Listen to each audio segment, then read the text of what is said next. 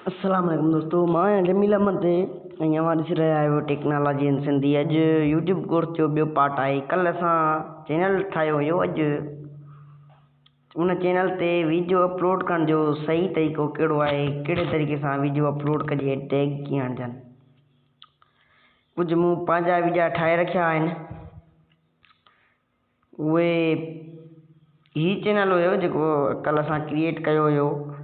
शर्त इहो आहे त वीडिया पंहिंजा हुजनि, हींअर को बि सब्सक्राइबर न आहे। उन करे मूं हिकु पंहिंजो वीडियो ठाहियो हुयो।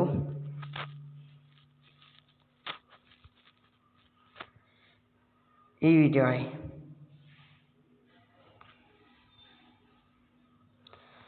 इहा ॻाल्हि तव्हांखे ॿुधाईंदो हलां त वीडियो खे अपलोड करण खां अॻु में अधु कलाकु प्राइवेट ज़रूरु रखंदा कयो, न तव्हांजो वॾो नुक़सानु थी सघे थो। हिन ते एड न हलंदा, एडवर्टाइज़मेंट न हलंदी। ही वीडियो आहे जेको मूं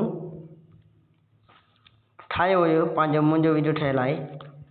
हाणे टाइटल हणंदासीं, जेको टाइटल हूंदो जंहिं हिसाब सां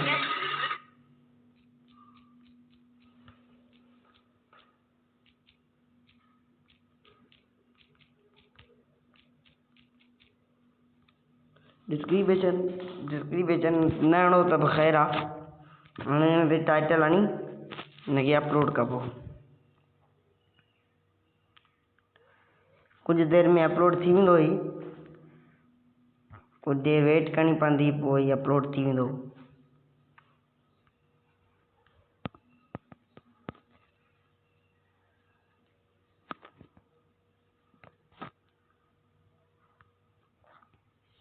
वीडियो अपलोड करण खां पोइ छा करिणो आहे, इहो मां तव्हांखे ॿुधायां थो।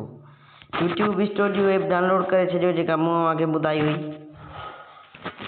इहा ऐप यूट्यूब स्टूडियो ओपन करण खां पोइ टैग हिते लॻंदा आहिनि। हिन ते ही जेके वीडियो आहिनि, फॉर एग्ज़ाम्पल ही वीडियो आहे।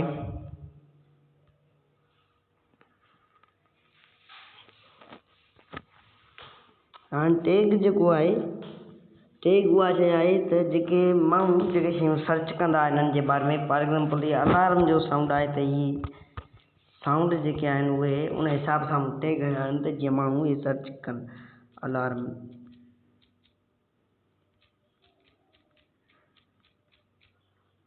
साउंड हे टैग अॻिजा बि लॻल आहिनि, तंहिंजे करे टैग लाज़मी हूंदा। कयो ऐं थंबनेल बि खणी सघिजे थो। थंबनेल को बणी सघूं था, सेव थी वियो। इन हिसाब सां असांजो वीडियो घणो रैंक कंदो, घणो हलंदो, घणनि माण्हुनि वटि वेंदो। कुझु दोस्त चई रहिया आहिनि त असां पैसा कीअं कमायूं यूट्यूब तां, असांखे को तरीक़ो ॾसियो। तरीक़ो तव्हांखे स्टार्ट मां तव्हांखे ॿुधायो आहे त तव्हांखे मां तरीक़ो ॾसियां पियो दोस्तो।